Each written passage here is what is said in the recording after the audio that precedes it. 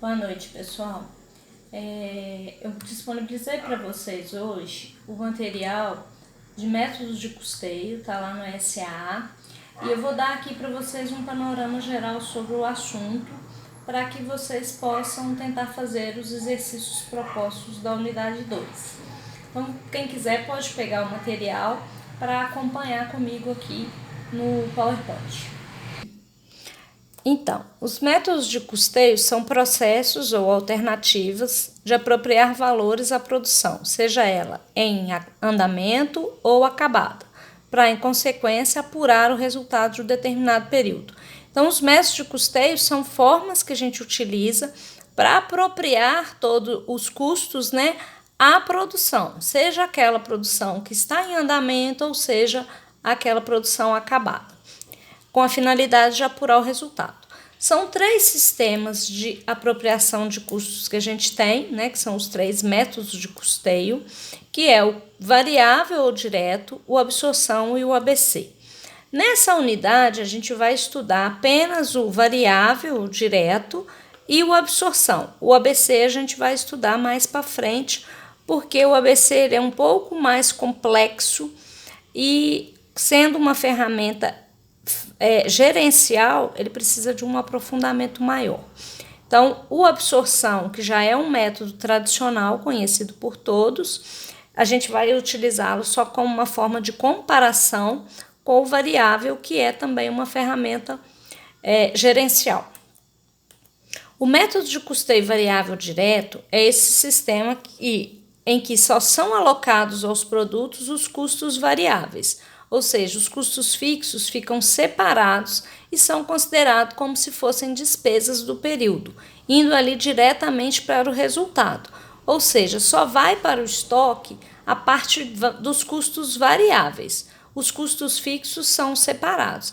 A grande diferença entre o método de custeio variável e o método de custeio tradicional, que é a absorção, é exatamente o tratamento dos custos fixos. Porque, como no custeio por absorção, todos os custos são apropriados ao produto, ao estoque, então ali entra também a parte fixa dos custos. E no custeio variável não, a gente só entra com a parte variável dos custos. A parte fixa a gente traz toda para o resultado no momento da apuração do resultado, de modo que o estoque só recebe a parcela variável do custo. Então, se a gente observar aqui esse gráfico, os nossos gastos, como a gente já viu, eles se dividem em custos, despesas ou perdas. Os custos, eles são separados em variáveis ou fixos, e as despesas da mesma forma, as despesas variáveis e as despesas fixas. Como exemplos de custos variáveis, nós temos lá os custos de matéria-prima, mão de obra direta. Como exemplos de custos fixos, nós temos os custos de depreciação, o custo de aluguel,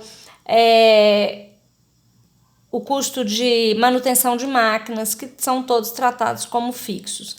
Dentre as despesas variáveis, as mais comuns a gente cita como as despesas de vendas, os impostos sobre vendas e as despesas fixas, todas as despesas administrativas. Então, como que isso impactaria no resultado? Eu teria aqui as minhas vendas, os custos variáveis segregados dos custos fixos e as despesas variáveis segregadas das despesas fixas, para daí a gente ter o resultado. Ou seja, tudo que é custo fixo vai ser apontado aqui direto no resultado. E tudo que é custo variável referente às vendas, que aí eles vão ser proporcionais às vendas, porque não é custo variável proporcional à produção, logo só vem para o resultado o que é proporcional ao que foi vendido, para daí a gente apurar o resultado. Então, pegando aqui um exemplo, olha, eu tenho aqui um preço unitário de venda de R$ 1,50, eu tenho custos variáveis de mão de obra e matéria-prima que totalizam 75 centavos, tenho custos fixos totais de 31.500, despesas variáveis unitárias de 30 centavos, despesas administrativas anuais de 15 mil. Considerando aqui um estoque de 3 anos, onde eu começo com o estoque inicial zerado, quantidade produzida de 180 mil unidades, quantidade vendida de 120 mil, e um estoque final de 60 mil unidades, que automaticamente será o meu estoque inicial do ano 2. Produzindo 150 mil no ano 2, vendendo 180, estoque de 30. No ano 3, começo então com o meu estoque de 30, faço uma produção de 210, vendo 150 e termino com estoque de 90. Como que vai ficar o meu resultado com base nessas informações? Então, o que eu tenho aqui? A minha receita de venda vai ser o preço de venda, que é R$ 1,50 por unidade, vezes a quantidade vendida, que nós falamos aqui que é 120 mil unidades.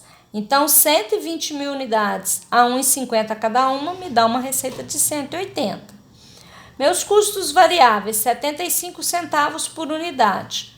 Vendendo 120 mil unidades, então eu vou ter um custo variável de 90 mil. Despesas variáveis de 30 centavos por unidade. Vendendo 120 mil unidades, eu vou ter então uma despesa variável de 36. E aí eu chego então na minha margem de contribuição. O que é margem de contribuição? Margem de contribuição é quanto que a empresa apurou das suas vendas depois dela tirar todos os seus custos e despesas variáveis. Essa margem de contribuição, ela inclusive tem que ser suficiente para cobrir custos e despesas fixas e proporcionar a lucratividade desejada. Então, continuando o nosso raciocínio aqui com esse exemplo, nós falamos que o custo fixo é 31.500 e a despesa fixa 15 mil. Independente da quantidade produzida e da quantidade vendida, que nós estamos vendo aqui que não é a mesma, né? Eu vendi menos do que produzi, o meu custo fixo e a minha despesa fixa vai vir todo para o resultado. Então, eu vou apurar um resultado em função da minha venda, mas considerando que os custos fixos, despesas fixas existiram. Porque pensem bem, se a empresa vende ou não, ela vendendo ou não a produção, como é o caso aqui, nós produzimos 180 mil unidades e só vendemos 120 mil. Mas a empresa teve gasto com aluguel, não teve? Ela pagou de qualquer forma. Ela teve gastos com manutenção de máquinas. Ela teve lá o seu registro da depreciação do maquinário que ela está usando. Então, de toda forma, ela tem esse gasto, ela tem esse custo fixo aqui. Só que, considerando o custeio por absorção, que é o método tradicional que o fisco aceita, ele não aceita que esses custos fixos sejam descarregados totalmente no resultado. Eles vão ter que vir de forma proporcional. Ou seja, se eu tenho um custo fixo de 31.500 e eu posso fazer 180 mil unidades e só vendi 120, eu traria para cá somente o custo proporcional a 120. É assim que a gente faz no método tradicional, ou absorção, que vocês já conhecem. Então, aqui a gente tem os 3 exemplos, depois vocês pegam cada um e tentem entender cada um deles aqui, né? É simplesmente a gente fazer o cálculo com os custos unitários aqui e os dados aqui dos estoques, que a gente vai chegar nesses resultados. O que acontece então com o método de custeio variável, né? A gente vê que a lucratividade acompanha a reta aqui, a curva de vendas. Se as vendas aumentam, a lucratividade aumenta. Se as vendas caem, a lucratividade cai. Por quê? O custo fixo não interfere, quer dizer, ele interfere diretamente no resultado. Então, faz com que o lucro tenha o mesmo comportamento das vendas. Bom, isso aqui a gente vai falar depois eu volto aqui. Agora, o custeio por absorção, que é aquele que a gente já conhece, é o sistema que apropria todos os custos de produção, quer fixos, quer variáveis, quer diretos ou indiretos, e tão somente os custos de produção aos produtos elaborados. Ou seja, o que a gente faz no custeio por absorção? Junta todos os custos fixos e variáveis e apropria tudo ao custo de produção. Ou seja, eu tenho um custo total de produção que eu vou ver quantas unidades foram produzidas e daí eu tenho o meu custo unitário e esse custo unitário multiplicado pela minha quantidade vendida é o que vai compor o meu CPV, o custo de produto vendido. Então, o custeio por absorção, ele atende às exigências do fisco, né? Então, ele é um método, aliás, é o único método que o fisco aceita, né? A legislação do imposto de renda só aceita o método de custeio por absorção, porque ele apropria todos os custos ao estoque, e vocês vão ver porque que quando a gente comparar os métodos, a gente vai ver por quê. Porque esse método tende a trazer uma lucratividade maior para a empresa. Uma vez que traz uma lucratividade maior, a tributação também é maior. Então, esse método consiste em apropriar aos produtos todos os custos incorridos no processo de produção, independente de ser fixos ou variáveis, diretos ou indiretos. As despesas de vendas aqui, claro, não incorporam o custo do produto, como a gente já sabe.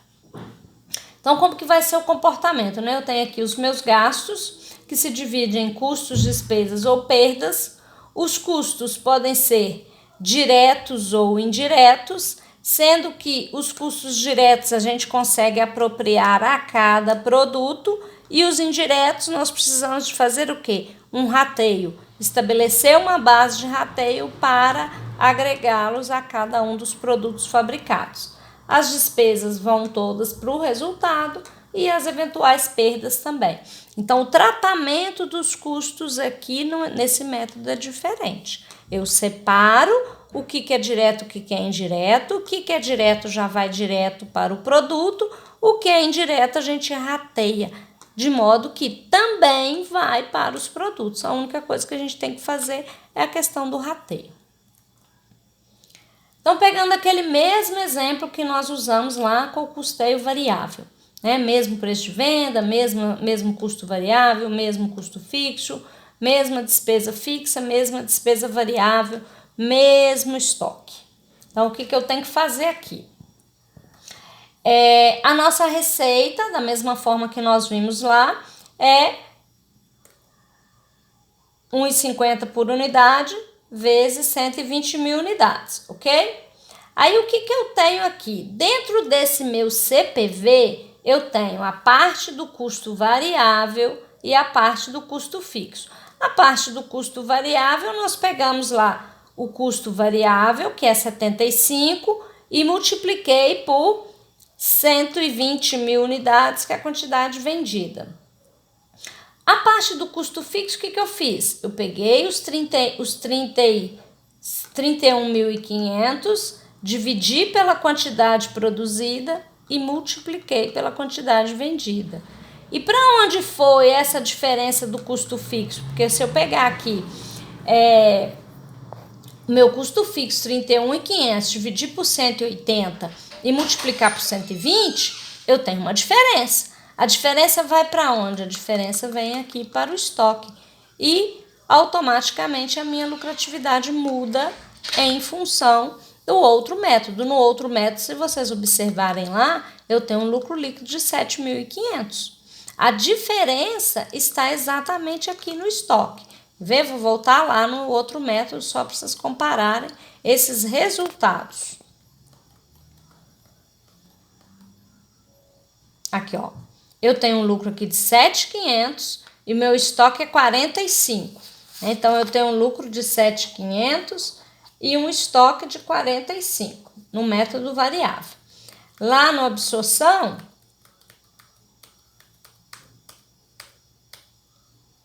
meu lucro é 18.000 e meu estoque 55.500. A diferença é exatamente 10.500, que é a parcela do custo fixo que lá no método de custeio variável nós descarregamos toda no resultado e aqui nós descarregamos apenas a parcela proporcional ao que foi vendido. Então, vocês vão observar isso em todos os anos. Todos os anos a gente vai ter essas diferenças entre os estoques e entre os lucros, comparando um método com o outro, ok?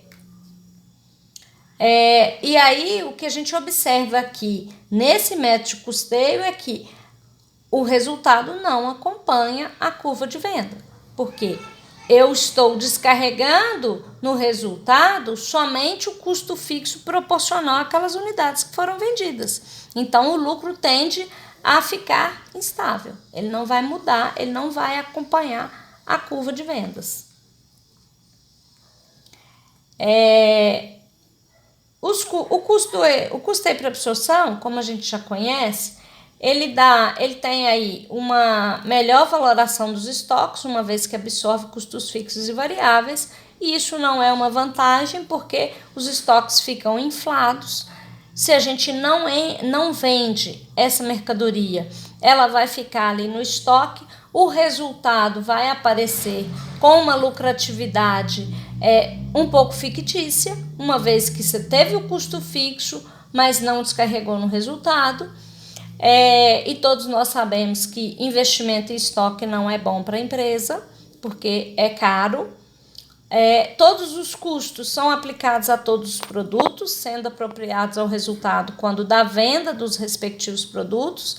Então, os custos fixos, por exemplo, só vão para o resultado quando os produtos são vendidos. Se não tem venda, o custo fixo está ali estocado, né? Está lá no estoque de mercadorias.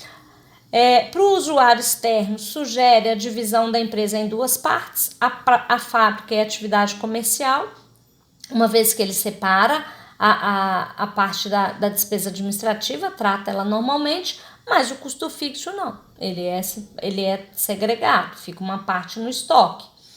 A apuração do custo de produção somente é possível após o rateio dos custos indiretos, e a questão do rateio dos custos indiretos, muitas vezes, ele é injusto, porque ele pode apropriar custos a produtos com valoração muito diferentes, mas apropriando custos de forma muito aleatória. Os custos fixos totais independem de oscilações de volume fabricado, né? Independente do que a gente fabricar, o custo fixo será o mesmo, e a gente pode ter aí apurações distorcidas em cada mês do custo unitário do produto, uma vez que o custo fixo fica segregado, né? Fica uma parte lá no estoque. Então, pessoal, eu recomendo a vocês fazer a leitura da unidade 2 da apostila, refazer esses exemplos desse material de PowerPoint e daí tentar fazer os exercícios da unidade 2, que são os exercícios 24 a 29 das páginas 64 e 65 da apostila.